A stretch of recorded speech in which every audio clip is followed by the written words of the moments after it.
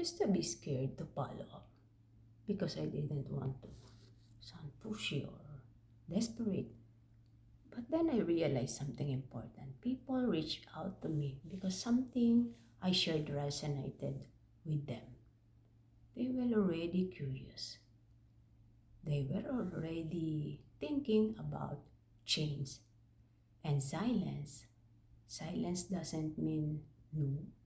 Most of the time, it just means people are busy, distracted, or trying to figure out if this is really the right time for them. Leadership isn't about selling. Leadership is checking in. It's saying, hey, I thought of you.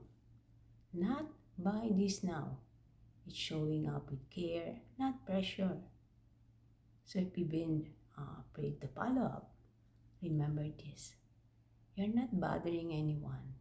You're opening a door they once knocked on. So if you're curious about creating extra income online in 2026, let's talk. No pressure, just clarity. Be inspired and God bless you.